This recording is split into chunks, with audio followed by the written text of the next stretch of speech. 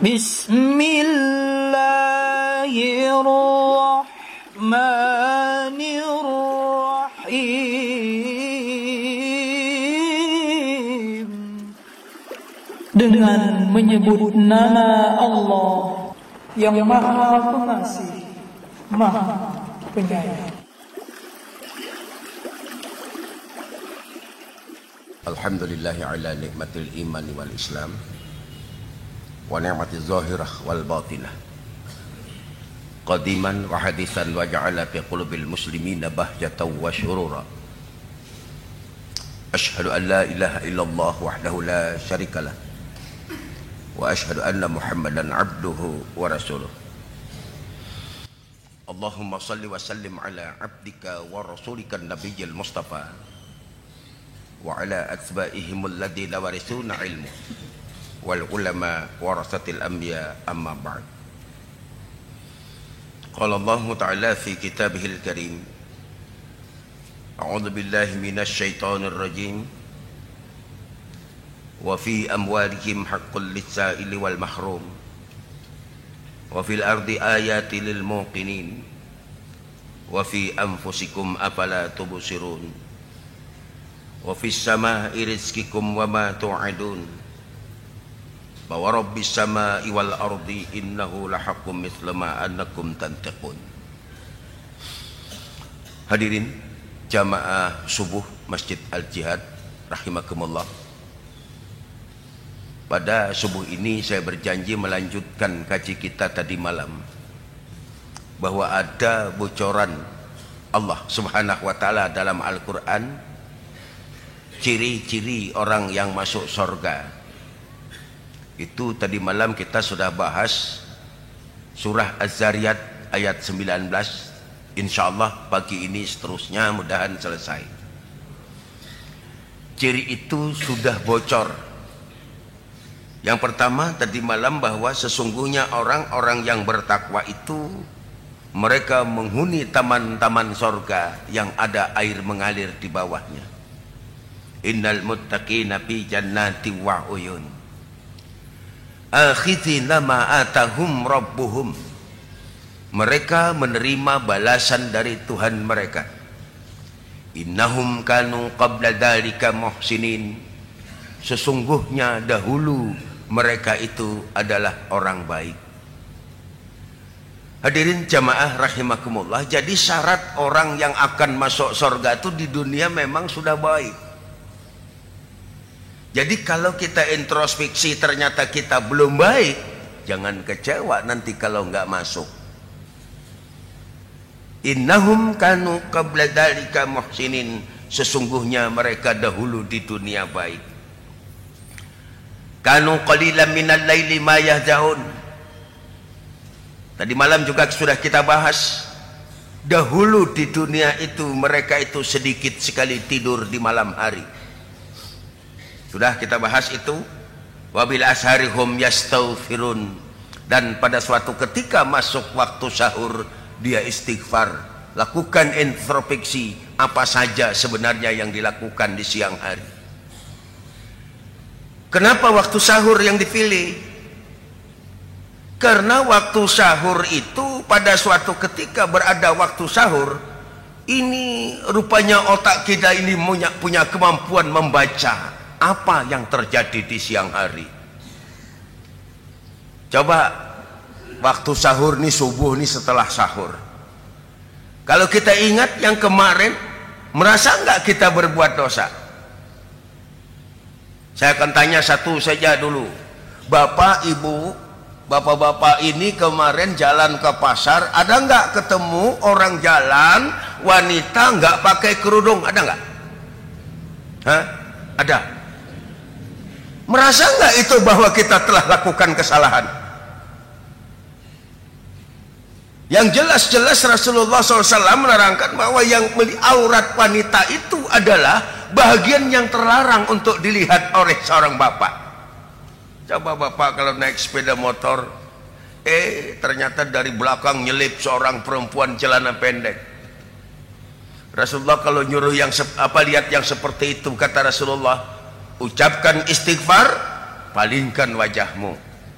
Coba sampean naik sepeda motor, ada celana pendek di depan. Istighfar oke, nggak masalah, astagfirullahaladzim. Tapi palingkan wajahmu tuh gimana? Ayo. Urusannya tuh God itu. Ini kita lakukan di waktu sahur. Ternyata di siang hari kita tumpuk dosa-dosa. Ada nggak kita duduk di depan televisi nonton orang mencela orang lain, kita senang dengan celaan itu? Atau barangkali kita bukan apa yang cual-cual main tunjuk itu, nyukain, suka ketika orang mencela orang lain, suka tuh. Istighfar, sahur, introspeksi, astagfirullah, ternyata itu sebuah kesalahan. Lanjut, wa fi amwalihim haqqul lisaili wal mahrum. Dan pada setiap harta-harta yang kau punyai, pada setiap harta-harta yang kau kuasai, pada dompet-dompet sampean yang ada di dalam saku, ada hak fakir miskin, ada milik fakir miskin, baik dia meminta maupun tidak meminta. Berarti orang yang masuk surga itu di dunia ini sangat peka sosialnya. Coba saya mau tanya, Bapak fitrah nih, fitrah. Kita sebulan sekali dilatih lapar, ternyata lapar nggak enak. Itu ada sebuah isyarat, dibuatkan satu simbolik yang luar biasa, fitrah. Tidak sedikit sabda Rasulullah, saya tidak ingin ada umatku yang kekurangan makanan pada hari itu. Ini simboliknya luar biasa. Lapar tidak enak, aplikasikan dengan kepekaan sosial. Sentuh fakir miskin itu dengan makanan. Sayangnya itu cuman simbolik doang. Coba saya mau tanya Pak, yang pemulung fitrahnya berapa liter? Pemulung berapa liter? 3,5 liter. Yang pemborong miliaran duitnya fitrahnya berapa liter? Coba status sosialnya sama. Mestinya yang pemulung 3,5 liter, kalau pemborong ya 3,5 truk. Mikir kepekaan sosial itu. Mau nggak kita punya kesetaraan dengan mereka? Status sosialnya kok mau-maunya gitu. Pak Ustadz, persoalannya itu adalah sudah ketentuan fikih kita. Iya, ketentuan fikih kita yang minimal. Kita ini senang memilih yang minimal-minimal lah. Saya khawatir nanti kalau masuk surga dapat yang minimal. Gimana? Masuk surga dapat yang minimal di pintunya saja. Itu. Jadi insya Allah nih panitia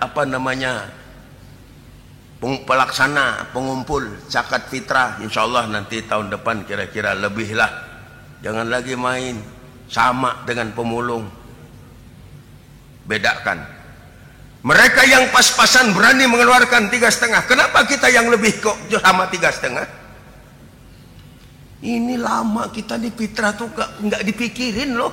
Padahal itu minimal. Faktanya Rasulullah SAW menghantarkan korma itu untuk fitrah itu apa? Dengan menggunakan unta. Itu Abu Bakar As-Siddiq. Abu Bakar As-Siddiq membawa untanya, membawa kormanya itu dengan unta.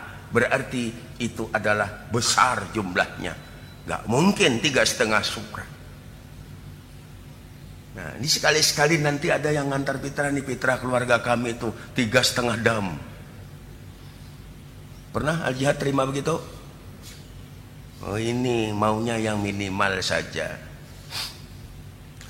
Kedua, kenapa kita senang memilih bahwa wa fi amwalihim haqqul lisaili wal mahrum? Kita senang memilih yang monumental, simbolik. Saya mau tanya, kalau memang enggak, ada enggak kemarin yang mengeluarkan fitrah? Kemarin hari Selasa siapa yang berfitrah? Berdiaman nih. Ini kada nembok fitrahnya nih semalam nih. Sampean akan jawab, Pak Ustadz nggak ada syariatnya fitrah itu. Fitrah itu sebenarnya simbolik. Al-Quranul Karim menegaskan, wa fi amwalihim haqqul lis-sa'ili wal mahrum. Pada harta-harta yang kau kuasai, yang kau punyai itu ada milik fakir miskin yang meminta dan tidak meminta. Pernah nggak kita habis gajian setelah terima, di dalam sini ada milik fakir miskin, baik dia meminta maupun tidak meminta. Saya terbaca sebuah tulisan Dr. Muhammad Akkad pernah dalam sebuah koran. Apabila kita mau introspeksi bersama mengkaji Al-Quran itu, maka orang kaya di dunia itu adalah orang yang disebut fakir miskin. Itu orang kaya di dunia. Kenapa pada setiap harta kaum muslimin ada hak atau ada milik mereka? Tapi sayang kaum muslimin ini cuma simbolik saja. Dia akan peka dengan fakir miskin pada saat Idul Fitrah, ada Idul Fitri, bayar fitrah sehari doang. Padahal Al-Quran menyuruh setiap saat ini, wa fi amwalihim haqqul lis-sa'ili wal mahrum. Pada saat ibadah korban cuman simbolik doang. Hari raya ibadah korban, sembelih hewan korban, bagi-bagi dagingnya, cuman hari itu. Selanjutnya kita tidak pernah menyentuh fuqara wal masakin itu. Coba mari kita pasang di dalam dada kita ini, bahwa pada setiap harta-harta yang aku punyai ada hak fakir miskin, baik dia meminta maupun tidak meminta. Ketika itu kita pasang, maka kita tidak akan muncul yang disebut dengan kesenjangan sosial. Keberadaan fakir miskin adalah bahagian dari keberadaan orang-orang kaya. Bayangin loh Pak, kalau nggak ada yang miskin, mau kemana membelanjakan harta kita di jalan Allah? Ya, nih ciri berikutnya. Artinya orang yang berada di surga itu di dunianya memang sudah peka. Peka sosialnya, baik dengan masyarakatnya, tidak ada kebencian dalam hatinya. Hadirin jamaah rahimakumullah. Wa fil ardi ayatul lil muqinin. Dan di bumi itu banyak sekali tanda-tanda kebesaran Allah bagi orang yang yakin.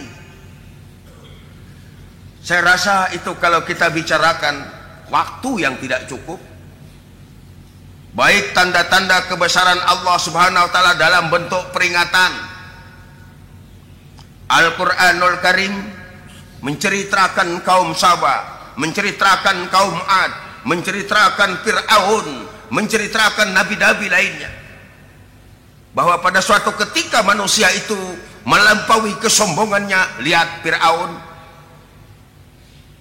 ada manusia yang berkata, saya ini sukses ini lantaran otak saya, lantaran kecerdasan saya. Lihat bagaimana Allah menghukum kaum Saba.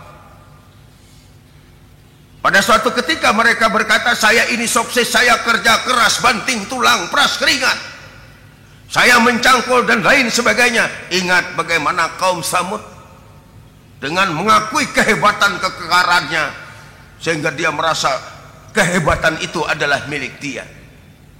Padahal manusia ini lemah. Manusia ini sudah pernah mati, dihidupkan oleh Allah. Di depan kita ada sebuah kematian lagi. Kaifa takfuruna billahi wa kuntum amwata. Bagaimana kamu bisa-bisanya ingkar kepada Allah padahal kamu dahulu amwata.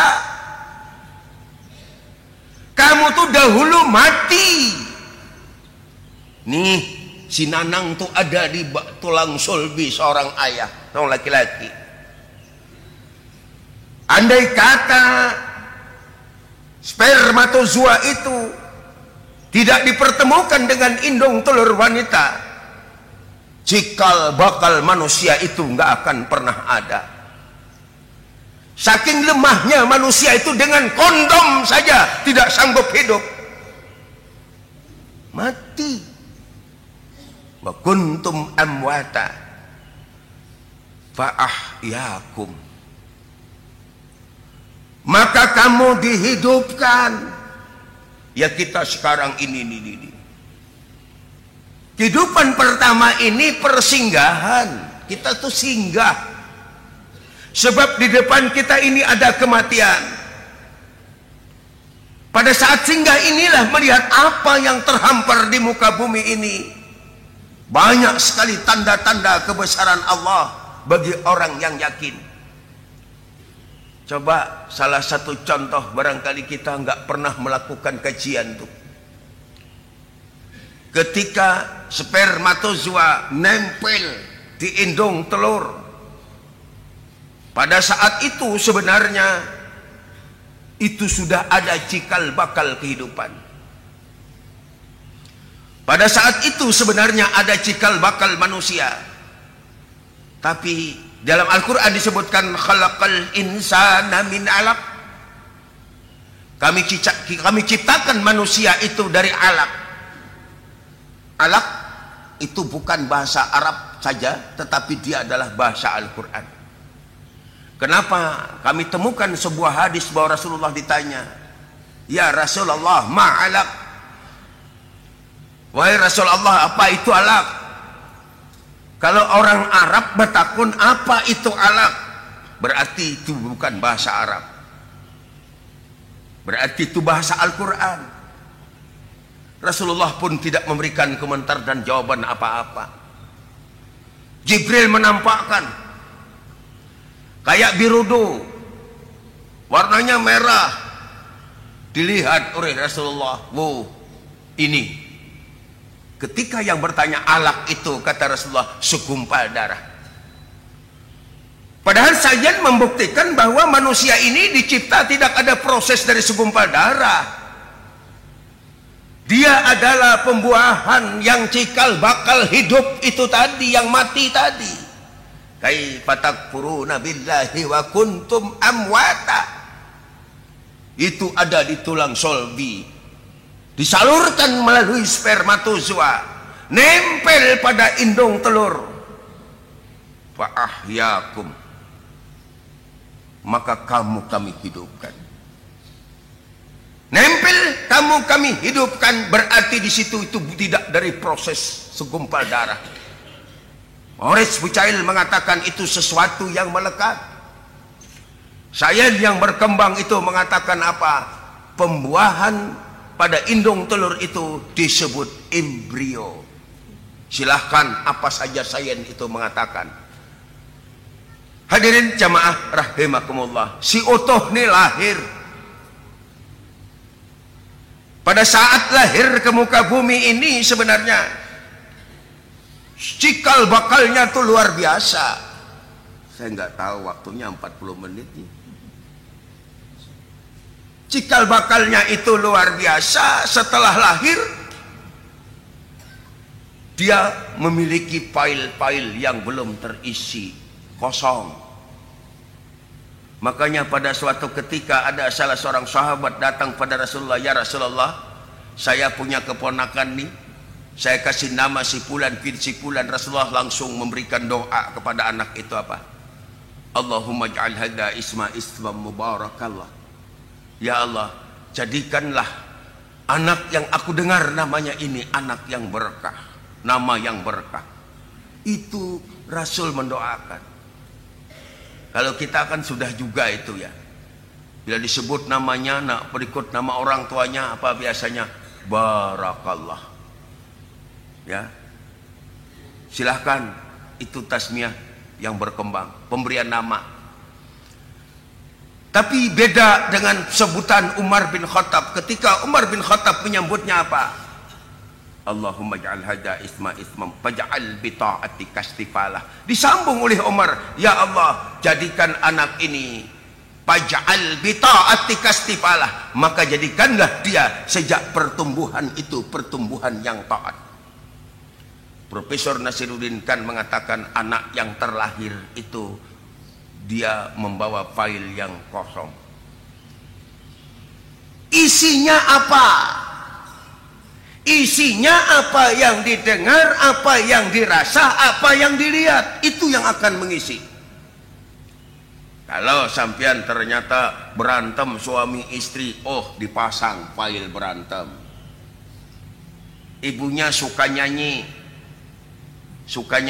jangan kecewa kalau nanti anak itu setelah dewasa di panggung melulu, di dapur nyanyi, di mana-mana nyanyi. Kenapa? Filenya memang sudah dipasang oleh ibu.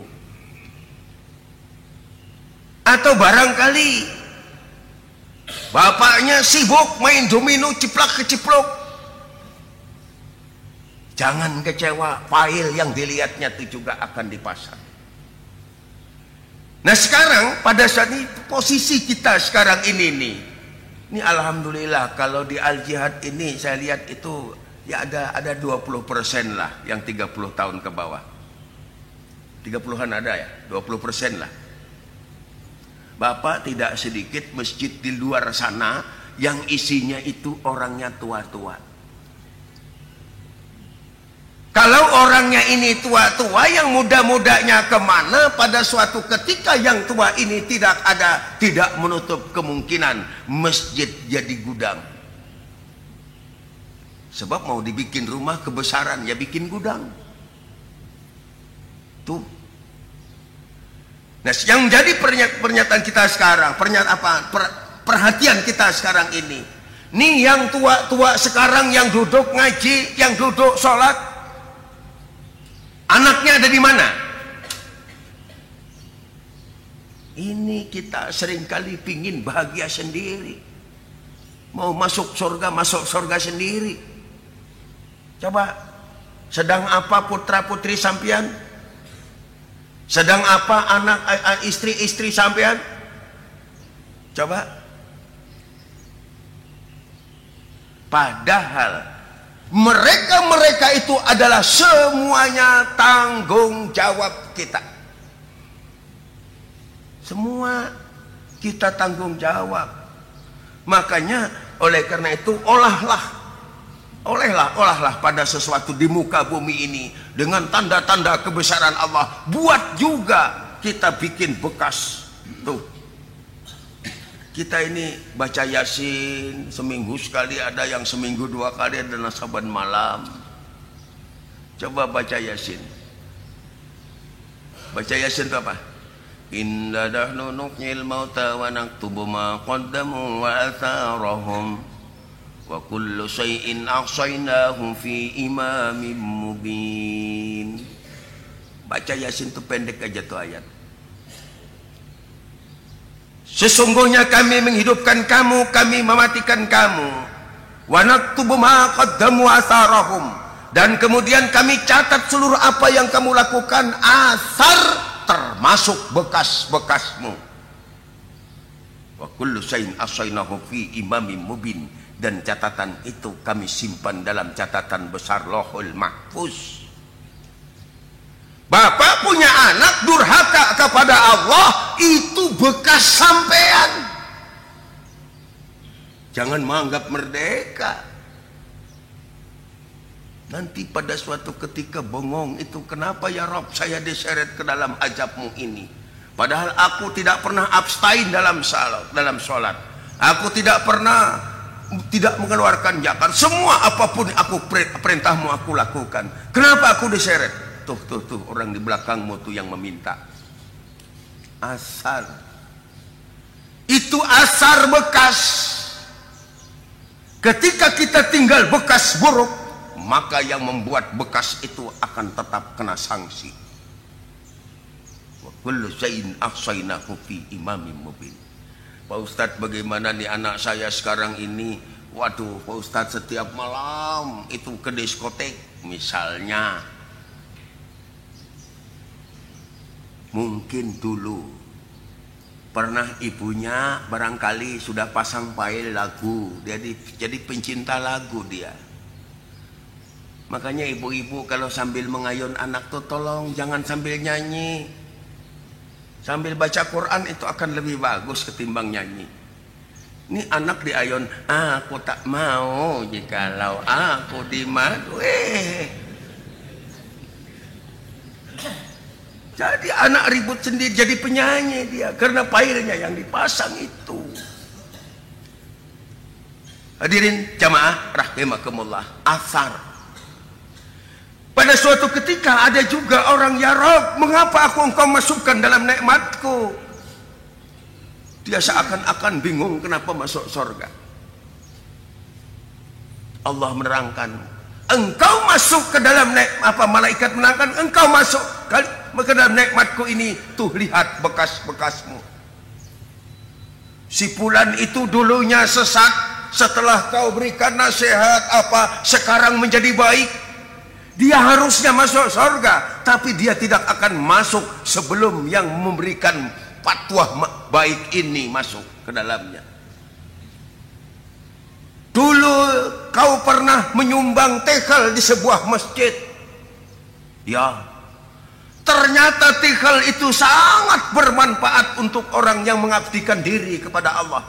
Setiap dia lakukan kebaktian, setiap dia lakukan ketaatan kepada Allah, berapa yang dia dapatkan, maka kau pun juga mendapatkannya. Hari ini engkau menerima balasan itu. Makanya disebut sedekah jariah. Ada yang bingung masuk dalam nikmat Allah. Ya Rabb, ada apa ini? Padahal aku sangat dibanding si fulan yang masuk neraka itu, kalah aku dalam ibadah. Itu kata malaikat, lihatlah orang-orang di sekitarmu. Mereka ini adalah kau bebaskan dari kemiskinan. Setelah kau bebaskan dari kemiskinan, ada kelapangan dia, sehingga dia menjadi orang yang taat ibadah kepada Allah dan senantiasa berdoa kepada Allah agar kau mendapatkan keampunan segenap kesalahan, agar kau terus-menerus mendapatkan rezeki dari Allah, dan itu semua telah diberikan oleh Allah. Terimalah, ini adalah doa mereka. Yuk kita berbuat baik, jangan pilih pandang, nggak usah pilih-pilih. Siapa saja ini ndak, makanya kan hati-hati itu. Ada wa'atal mala ala hubbih jawil qurba wal yatama. Tuh berbuat baik dengan anak yatim itu kalau bagus. Al-Quran nyuruh. Tapi Bapak kalau mau berbuat baik dengan anak yatim itu sebaiknya beserta ibu. Sebab kalau bapak sendiri itu fitnah, sebab ada mama yatim. Ya. Jadi kalau mau berbuat baik dengan anak yatim tuh ajak, Bu, mari Bu kita ke sana, Bu. Kita sentuh, kita santuni apa kekurangannya, apa yang kita bantu dengan anak yatim bersama ibu. Jangan sampean, Anda kemana abahnya? Tuh gajian sudah habis. Ada aku tadi ngaji di Al-Jihad, ujar Pak Ustadz tuh bagus menyantuni anak yatim aku hendak. Itu hati-hati loh. Anak yatim akhirnya ada mama yatim. Itu akan menghantar sebuah fitnah dan lain-lain sebagainya. Saya apa nih 40 menit. Hadirin jamaah rahimakumullah, wa fi amwalihim haqqul lisa'ili wal mahrum wa fil ardi ayatul lil muqinin wa fi anfusikum, dan seterusnya. Mungkin barangkali kita bisa kapan-kapan bisa melakukan pertemuan nanti, tapi panitia harus mengingatkan. Kalau nggak mengingatkan saya buka ayat lain, terangkan gitu aja. Demikian barangkali, terima kasih atas perhatian, mohon maaf jika terdapat kekurangan. Assalamualaikum warahmatullahi wabarakatuh. سبحانك اللهم وبحمدك أشهد أن لا إله إلا أنت أستغفرك وأتوب إليك. Maha suci Engkau ya Allah, Dengan memujimu aku bersaksi bahwa tiada sesembahan yang hak disembah melainkan dirimu.